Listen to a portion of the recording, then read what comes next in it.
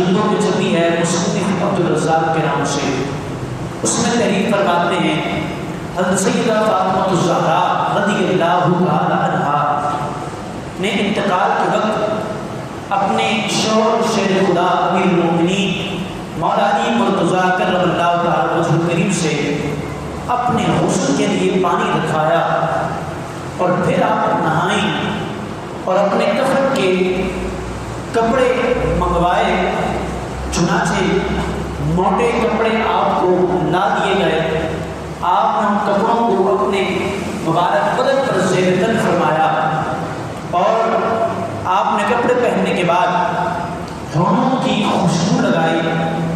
پھر مولا علی کرم اللہ تعالیٰ وجہ کریم کو شہزادی کائنات نے یہ وصیت فرمائی کہ میرے انتقال کے بعد کوئی مجھے نہ کھولے اور اسی کفن پر مجھے دفن کیا جائے.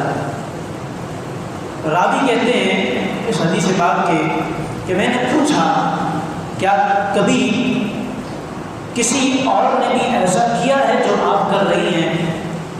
تو کہا ہاں.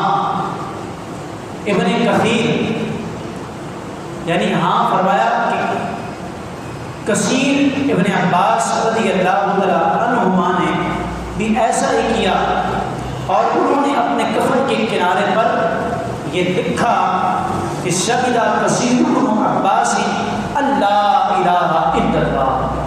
یعنی انہوں نے اپنے کفن پر یہ بات کو لکھا کہ اللہ کے سوا کوئی عبادت کے لائق نہیں ہے. میرا حدیث پاک سنانے کا مقصد یہ ہے کہ جو آج محبت والے لوگوں کا انداز ہے کہ وہ اپنے کفن پر لکھتے ہیں تو یہ آج کل کے لوگوں کا انداز نہیں بلکہ اس وقت بزرگوں کا یہ انداز تھا کہ وہ اپنے مبارک کفن پر اپنے مبارک اور پیارے رب کا نام لکھا کرتے تھے. ان کی غرض ان کا مقصد یہی ہوتا تھا کہ اس نام کی وجہ سے اللہ تبارک و تعالیٰ ہمارے عذاب میں کمی فرمائے اور ہمارے قبر کے معاملات میں آسانیاں پیدا فرما دے. وہ ہستیاں اللہ کے کتنی مقرب تھے لیکن تب بھی ان کا یہ انداز تھا. لیکن آج کے جو ہم اور آپ ہیں آج ہمارے اعمال اس قابل نہیں کہ اللہ کی بارگاہ میں مقبول ہوں. جب وہ بزرگ ہستیاں یہ عمل کرتی تھیں ایک اپنے مخصوص انداز میں سمجھتا ہوں انہیں ضرورت نہ تھی لیکن پھر بھی وہ اللہ کے خوف الہی سے عمل کیا کرتے تھے.